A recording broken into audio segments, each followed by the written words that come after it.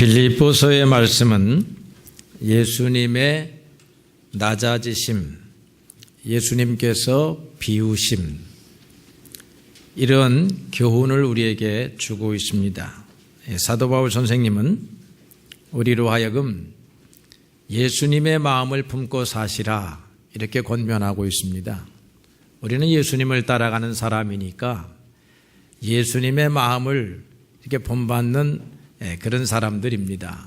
예수님의 마음 가운데 오늘 중요한 것이 무엇이냐 하면 낮아지는 마음, 자기를 이렇게 낮추는 마음이 예수님의 마음이었다라고 하는 것입니다. 사도 바울 선생님은 오늘 자기가 사랑하는 교회 빌립보 성도들에게 감옥에서 이 편지를 씁니다. 굉장히 낮아진 자리에 있었지요. 감옥이라고 하는 곳이 낮은 곳입니다. 이곳에서 어떠한 자세를 가지고 썼느냐면 기쁨이 충만한 자세를 가지고 썼습니다. 사도 바울 선생이 감옥에 들어가니까 그것 때문에 걱정하고 염려하는 성도들이 있었습니다. 그러나 그것 때문에 비난하는 성도들도 있었습니다. 무엇을 잘못했길래 저렇게 감옥에 들어갈까? 예수님을 전하려고 하면 지혜롭게 해야지. 이렇게 해서 사도 바울 선생하고 같은 공감대를 형성하지 아니하고 반대적 입장에 서는 그런 성도의 무리들도 있었습니다. 사도 바울이 그들을 비난하지 아니하고 어떤 사람은 내가 감옥에 있어서 열심히 기도하고 또 은혜를 받아서 하나님의 말씀 예수님을 전하니까 나는 그것도 기쁘고 또 어떠한 사람은 나는 사도 바울처럼 그렇게 복음을 전하지 않냐고 좀 더 지혜로운 다른 방법으로 전해서 절대로 감옥은 가지 않겠다 이렇게 생각하는 사람이 있는데 그래도 기쁘다 그랬습니다. 왜냐하면 나를 비난하는 것은 괜찮은데 나를 비난해서라도 예수님을 전하는 복음을 전한다고 하니 나는 그것 때문에 기뻐할 것이다. 그렇게 말하고 있는 것입니다. 그러니까 사도 바울의 이런 마음은 예수님과 같은 그런 마음이지요. 예수님이 겟세마네 동산에서 기도를 하십니다. 기도를 하고 난 다음에 이젠 내 때가 되었구나 생각을 하고 잡히시기 위해서 자신의 모습을 드러내시지요. 그러니까 이 대제사장들과 대제사장의 종들이 이제 가룟 유다가 예수님을 볼에다 키스하면서 위치를 알려주니까 와서 결박하려고 옵니다. 용감한 베드로가 어떻게 준비했는지 칼을 딱 빼어들고 예수님을 잡으러 오는 종의 머리를 향해서 칼을 날렸는데 이 귀가 맞아서 귀가 떨어졌다는 것 아닙니까? 예수님께서 베드로에게 네 칼을 칼집에 도로 꽂아라 이렇게 말씀하시지요. 그러면서 굉장히 중요한 말씀을 덧붙이셨습니다. 내가 하늘의 아버지께 기도해서 하늘 군대, 천사의 군대를 데리고 오지 못할 것으로 생각하느냐? 만약 그렇게 한다고 하면 성경에서 기록된 일이 어떻게 이루어지겠느냐? 하나님이 원하시는 일이 어떻게 이루어지겠느냐? 여러분, 하나님이 원하시는 일이 이루어지기 위해서 누군가는 낮아져야 하는 사람이 있다는 것입니다. 여러분들에게 낮아짐을 요구할 때가 있어요. 하나님의 뜻을 이루기 위함입니다. 세상의 진리를 보더라도 그렇습니다. 여러분, 높은 곳에서는 못 사는 거예요. 히말라야 언덕 위에 여러분 가서 집 짓고 살 수가 없는 것입니다. 북한 사람들이 백두산을 그렇게 좋아하는데 백두산 정상에 집 짓고 사는 어리석은 사람이 없어요. 어디에 삽니까? 산골짜기 아래에 살다가 산은 어떤 때 올라갑니까? 가끔 올라가야 그 정상의 의미가 있는 것으로 그렇게 믿습니다. 항상 높아지려고 하면 거기 추워요. 못 삽니다. 인간으로 말하면 외롭습니다. 괴롭습니다. 옛날에 김대중 대통령이 그런 말씀을 하는 걸 듣고 내가 크게 깨달은 바가 있어요. 하루 저녁은 라면이 먹고 싶어서 청와대 주방팀에게 라면 좀 하나 끓여 오시오. 그렇게 부탁을 했는데 대통령의 건강을 너무나 걱정한 나머지 절대로 라면 드시면 안 됩니다. 우리 부인이 저보고 절대로 라면 드시면 안 됩니다. 이 먹고 싶은데, 어쩌다 가끔 먹고 싶은데, 불량식품이다 이거야. 건강에 안 좋다 이거예요. 여러분, 라면은 우리가 하루에 한 개씩 1년에 365일 먹을 수는 없지만 한 달에 한두 번씩은 먹을 수 있잖아요. 그렇게 먹어야 라면 맛이 있는 것입니다. 그렇다고 완전히 끓으면 이게 안 되는 것과 똑같아요. 우리는 낮은 골짜기에 사는 그런 자세를 갖다 보면 주님께서 우리를 간간히 산 정상 위에 높이실 때가 있습니다. 우리 지현교회가 처음에 세워질 때에 아마 방화동 꼴짝이였을 거예요. 제가 저 화곡동으로 신학교를 다니는데 여기는 멀어서 오지를 않았습니다. 다른 신학생들은 많이 방문했다는데 저는 신학생 때 방문해 본 적이 없어요. 그렇게 먼 곳입니다, 여기가. 제가 이 동네에 살아야 되는데 저쪽 반대편 구로동에 살았기 때문에 올 수가 없었어요.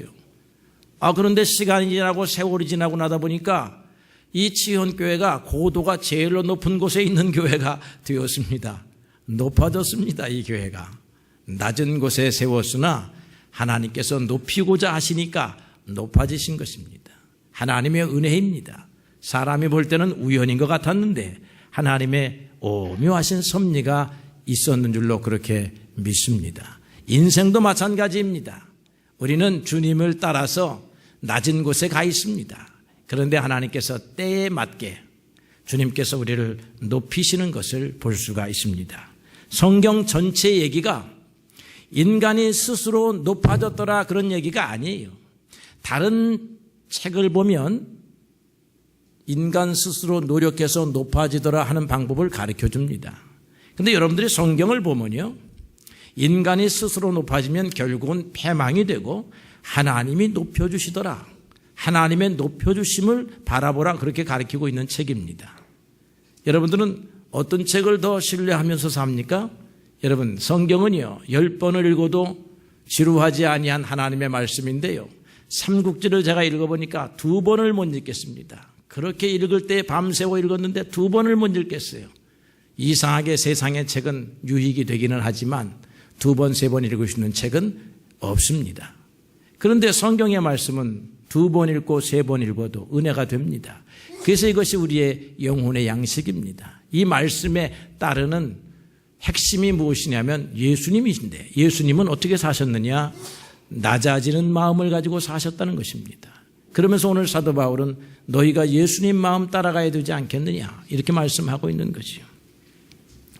오늘 빌립보서 2장 1절로부터 11절은요 우리가 그리스도에 대한 찬가라 이렇게 불리우는 그런 대목입니다.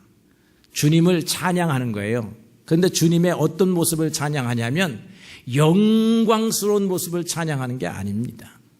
주님이 우리를 위하여 낮아지셨다, 그걸 찬양하는 거예요. 여러분, 부모님을 우리가 이렇게 공경할 때에 대재벌 부모님, 장관된 부모님을 찬양할 수 있겠지요. 그러나 우리가 진정으로 찬양하는 부모는 어떤 부모입니까? 우리를 위해서 낮아지신 우리의 부모님, 우리를 위해서 방화동 시장에 가서 생선 가게에서, 떡볶이 가게에서 부추 다듬고 배추 다듬어 가면서 자식들의 일생을 책임진 우리의 어머니, 이런 어머니를 우리가 찬양하잖아요. 찬미하잖아요. 그리스도를 찬양하는데 높고 높은 곳에서 이 온 세상 우주를 창조하신 하나님도 찬양하지만 그 하나님의 아들이 우리를 위하여 겪지 아니할 고통을 겪으시고 우리를 위하여 내려오지 아니할 골짜기에 내려오시고 우리를 위하여 벌거벗기움을 당하시고 우리를 위하여 십자가에 못 박히셨도다, 이걸 우리가 찬양하는 것입니다.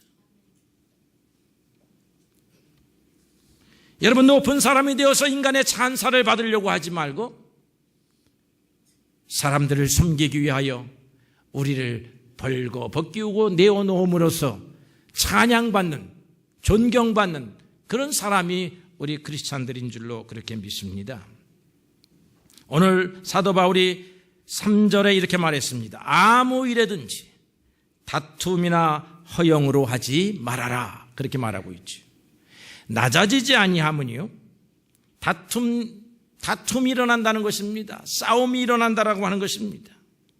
구약 성경의 예를 보니까 아브라함과 조카 롯이 처음에는 동고동락하며 잘 살았는데 재산이 많아지니까 다툼이 일어났습니다. 이 다툼이 아브라함과 롯에게서 일어난 것이 아니라 목동들 사이에서부터 일어났습니다.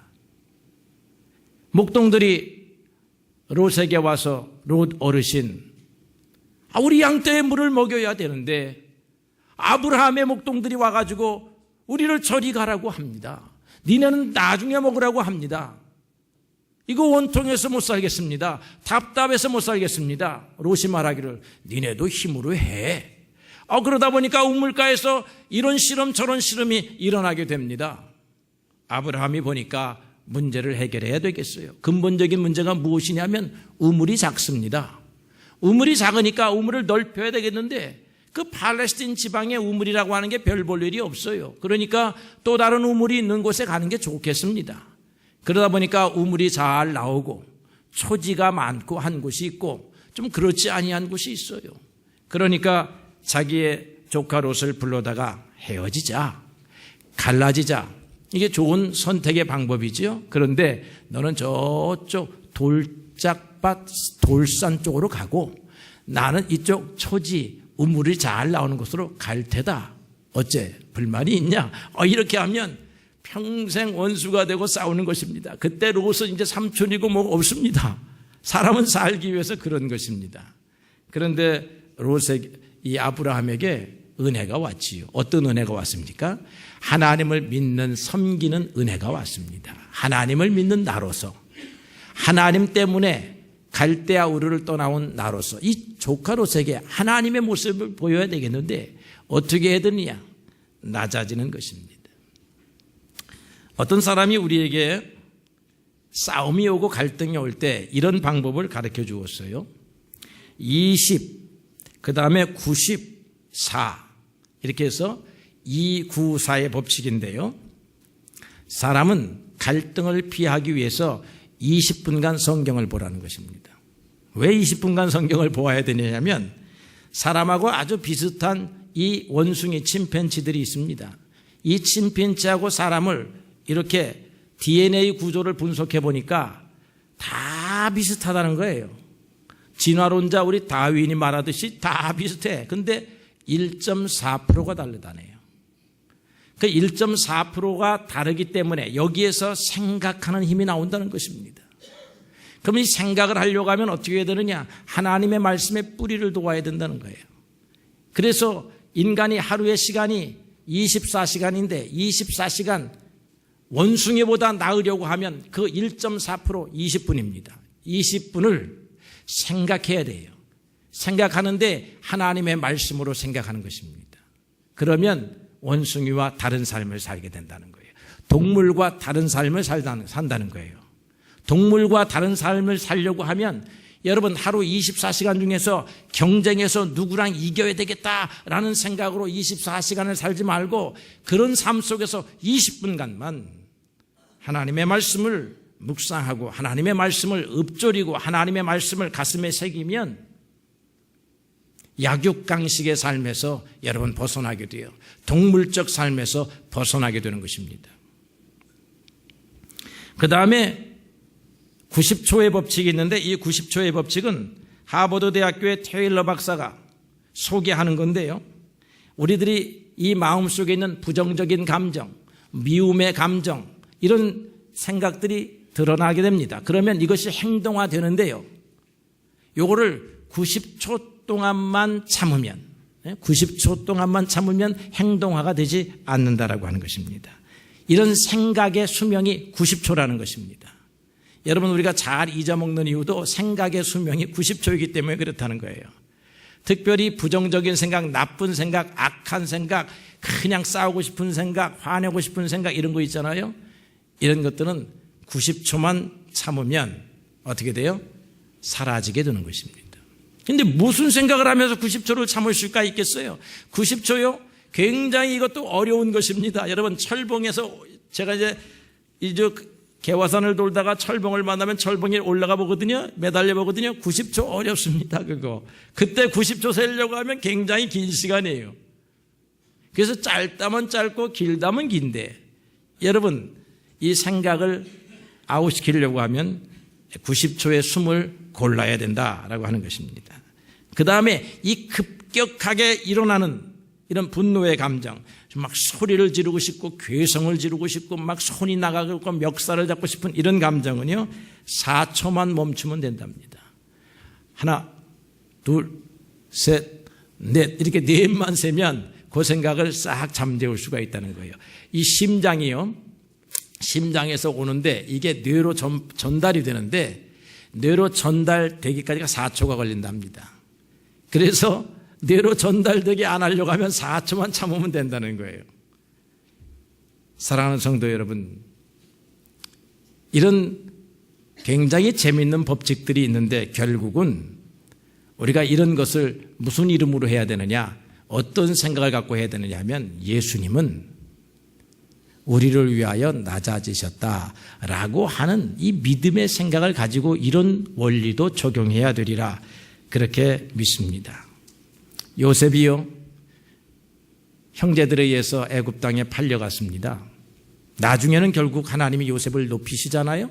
낮고 낮은 자리에 있다가 높이셨습니다. 그리고는 결국 그 원수들을 만나게 했습니다. 다 원수들을 만났더니 요셉은 애굽의 총리가 되어 있고, 이 원수와 같은 마음속에 품고 있던 이 이복 형제들은 이제 쌀 한 끼, 음식 한 끼를 구걸하러 왔습니다.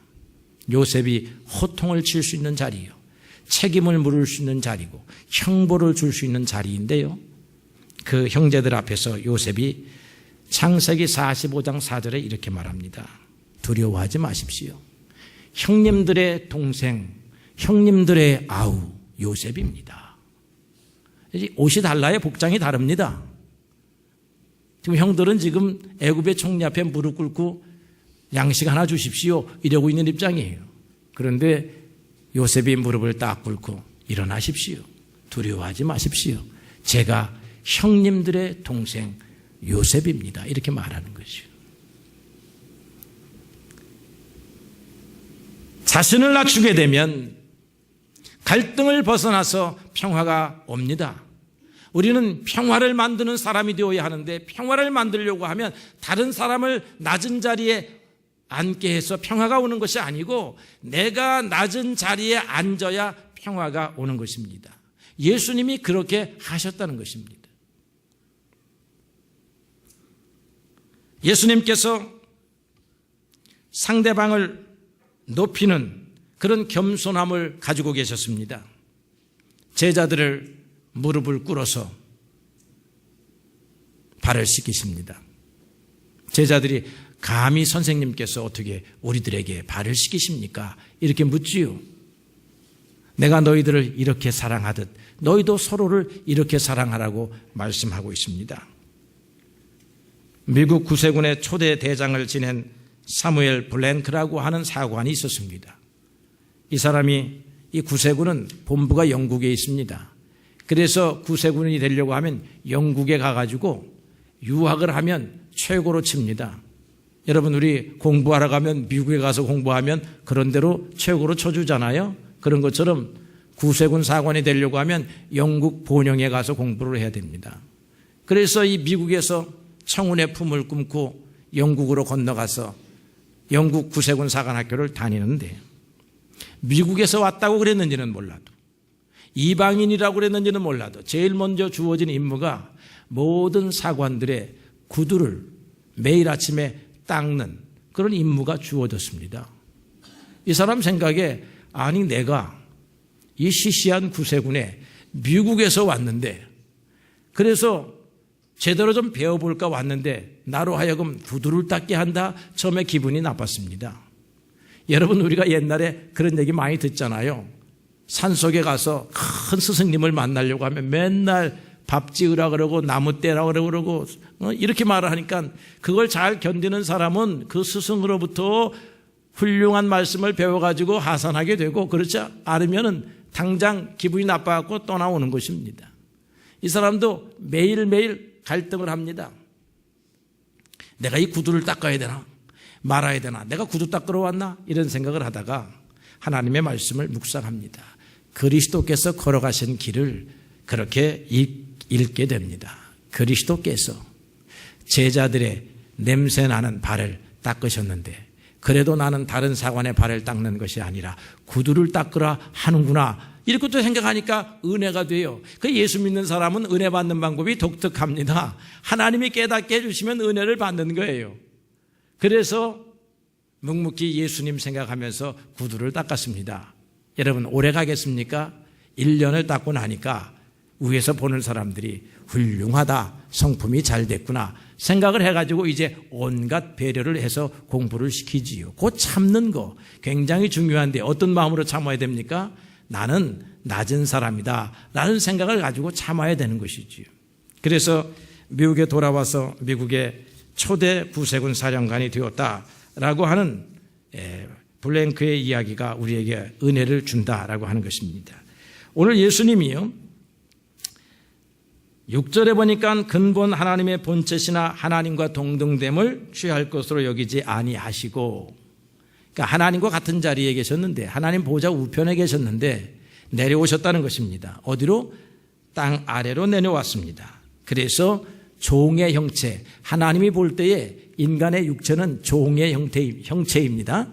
종의 형체로 입는 것을 개의치 아니하셨고, 더 나아가서 십자가에 죽기까지 복종을 하셨으니 곧 십자가에 죽으셨는데 이것이 주님의 낮추심, 비우심, 이런 모습이다라고 하는 것입니다. 그러므로 예수님께서 이 낮아진 삶을 사셨지요. 인간의 모욕도 낮아졌기 때문에 당하셨습니다. 그분이 비천하게 사셨습니다. 쫓기면서 사셨습니다. 핍박을 받으셨습니다. 대적자들의 음모를 받으셨습니다. 그런데도 높은 자로서의 능력을 발휘하지 않습니다. 가난한 사람들을 만나면 하늘의 능력을 가지고 귀신도 쫓아내시고 병든 자도 치료하시고 오병이어의 역사도 일으키시고 바닷물도 잔잔케 하셨던 이 하늘의 권세를 가지신 예수님께서 자기를 위해서는, 자기를 높이기 위해서는 사용하지를 아니했다라고 하는 것입니다. 십자가 위에서 내려오라고 합니다.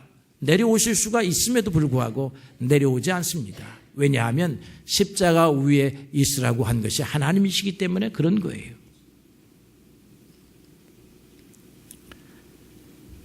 이런 예수님, 능력을 어디에 사용하십니까? 낮은 자를 구원하기 위해서 사용하십니다.